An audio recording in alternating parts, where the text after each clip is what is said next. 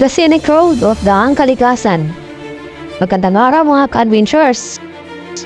For today's episode ay ating nilisitahin at nakakawanghang tanawin dito sa Daang Kalikasan. Ang 5 taong proyektong ito ay simula noong 2017 at inasahan na matapos ng 2021. At may haba itong 54 kilometers mula sa bayan ng Mahatarin ng Pangasinan patungong Santa Cruz, Zambales. Sa pangunguna ni DPWH Secretary Mark Villar.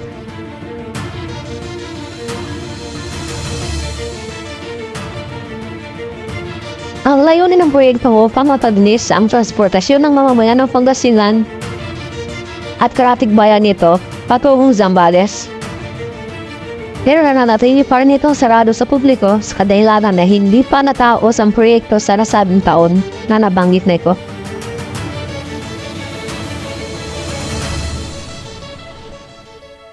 Tanging mga motorsiklo pa lamang ang mapapandaan dito.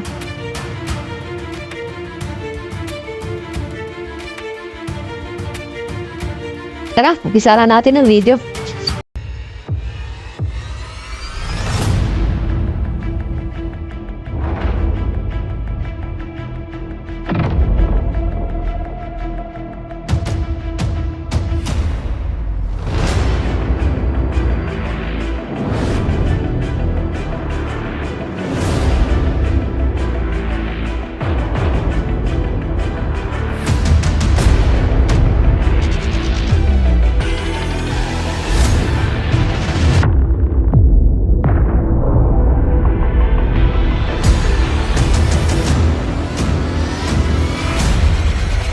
So let's go. Akit na tayo dito sa Daang Kalikasan. Alright. Subukan natin kung makadaan tayo ngayon dito. Grabe ang taas dito guys. Sobra. Ang tarik. Ayun oh. Tapos pasiko pa siya dito. Oh my goodness. Muntika ako doon na. Ayun oh. Grabe ang taas. Ala. Grabe. Yun oh.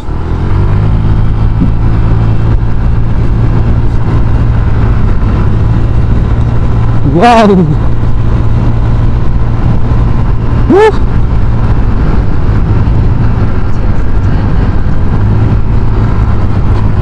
Bahala na. Yun yung view deck.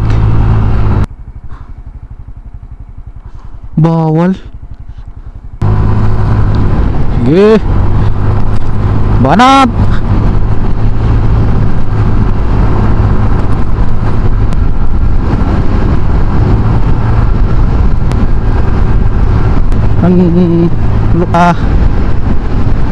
Grabe ang ganda pala dito. You know, may mga red soil pa. Madulas yan pag ano eh, tag-ulan.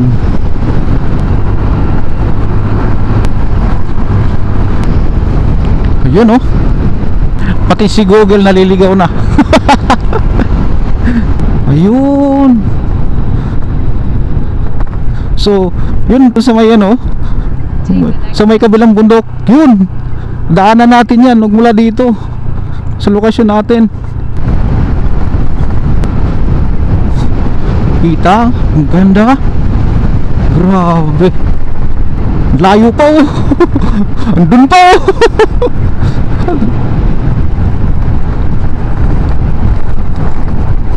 Grabe mga daan na nasa taas ng bundok.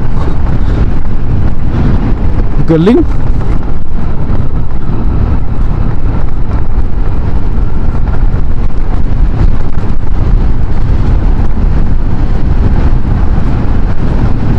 Wow. So nawala na ng araw si Google. Nawala na siya ng araw na kulay blue. Naligaw. Then ilan na mga nagmumotor pero baka tagal rito lang yun. Kaunting rough road. Yun. Oy. Dulas ah.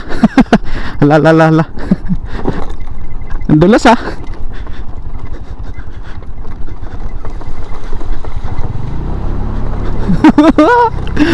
Success. Yun lang naman. So, dito. So, yung tulay ay hindi pa tapos. In 600 meters, slide left. Doon! Kalayo ko na. Dadaan tayo doon.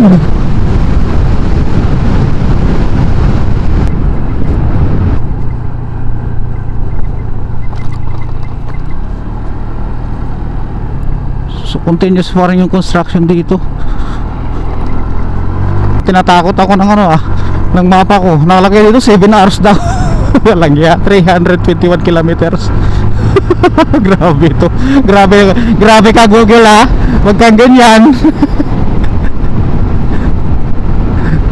Biruin mo 321 kilometers daw. Oh my God. Wow. Ito yung tunay na adventure. Talagang binungkal siya.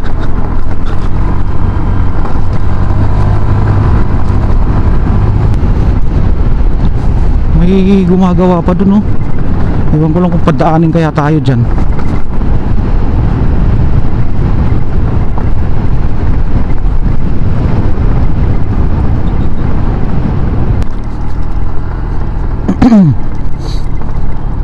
Pinatag para sementohin.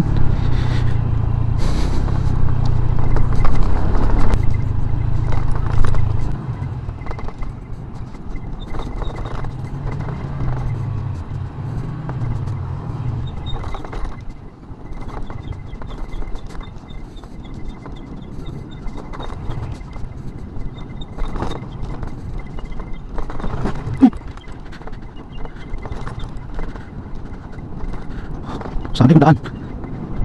Subukan lang natin. Wala yata daan dito. Ayun.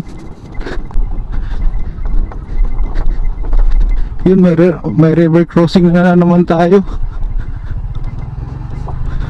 Kaano kaya kalalim yan? Di ko nakikita eh. Dito, sa taas. Oh, mababaw lang.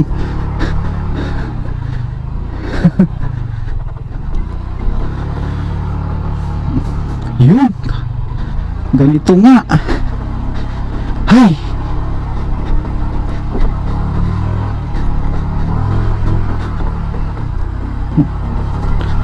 Mahirap nga.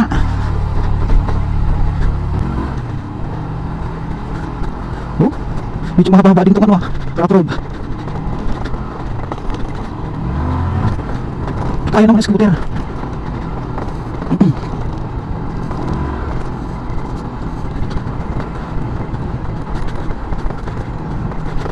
Yung banda dun kulay green pa yung mga puno. Dito medyo kalbo-kalbo na banda dito. Uy, may gumagawa dito Ano mo? Sila mo. Uy, ala, grabe. Lalim nun Ay, kalayo na natin remote area na to dito.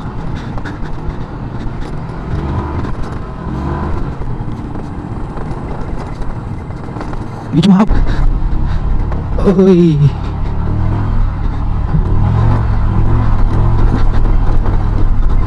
Uy, rough road pa din pala.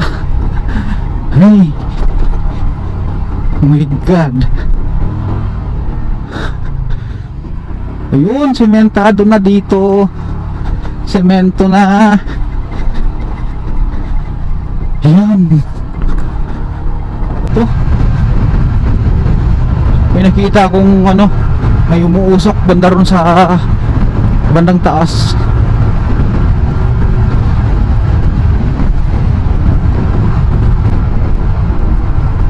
Ano?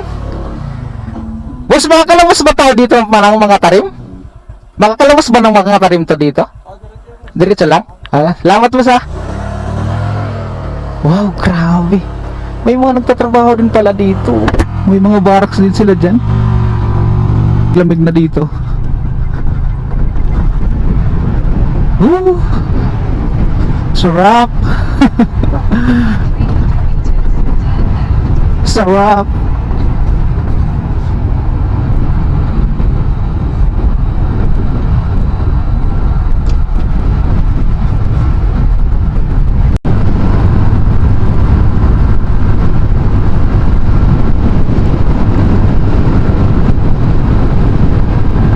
Diretso na daw to mga tarim eh. Subukan natin. Oh, layo pa nun oh.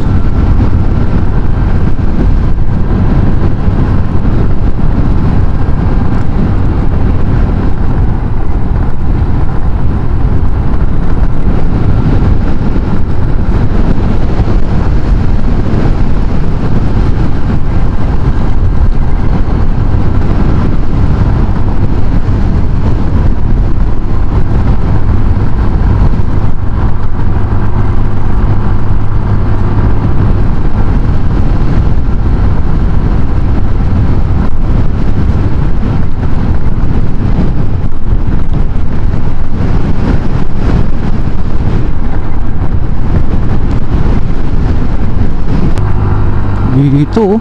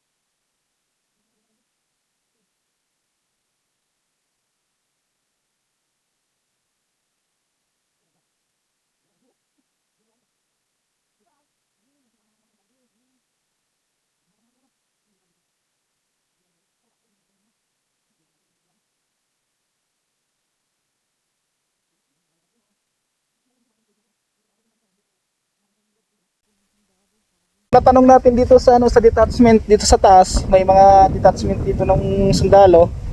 So nagtanong tayo kung saan yung papuntang mga tarim. Yeah. So guys, confirm. Itong daan sa likod, ito yung papuntang daan Katutubo. Kung gusto mong pumunta ng daan Katutubo, view deck, pwede ka dito. Sa part na to, ito yung papuntang mga tarim. Baba ka dito. Yan. Baba ka dyan. Ang ganda oh, Tarlac City. So may naka tayo dito vlogger din. gagaling siya sa daan Katutubo. Nagkita kami dito sa sa may detachment ng police. Siya naman papuntang Zambales, ako naman papuntang mga tarim. Pino. Yun. Wow. Oh, may view deck sila dito.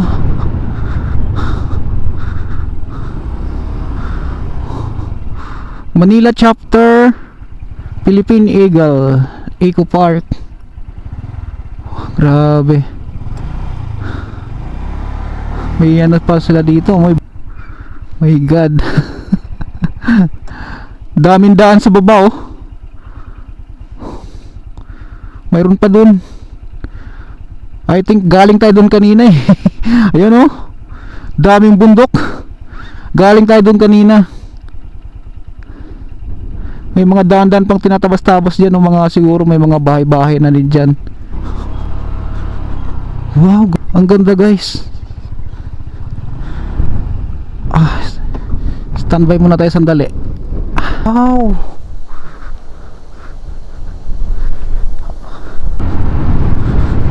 Wow. Ito na. Grabe ha, paahon na to dito guys oh. Wow, bubulusok na tayo dito. My God. Kaya sige, diretso. Nangangay ng daan. I think yan na yung mga tarim. Diyos ka pa ng mga gulong dito. Sa exit point ng Daang Kalikasan. Napakasiko.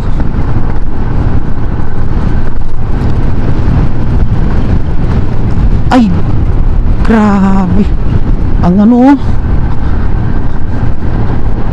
bubulusok ka talaga dito. Piga prino. Wow. Alright. Tarik nun ha. Ito na yung pinaka-exit point ng Daan Kalikasan pag nanggagaling ka sa Zambales. So sad to say, pag nanggagaling kang mga tarim, hanggang ngayon hindi pa rin nila pwedeng papasukan, except na lang sa mga residents na taga rito, pwede nilang papasukin. So successful rides tayo ngayon guys. Na natin yung dulo ng Daang Kalikasan from Zambales to mga tarim.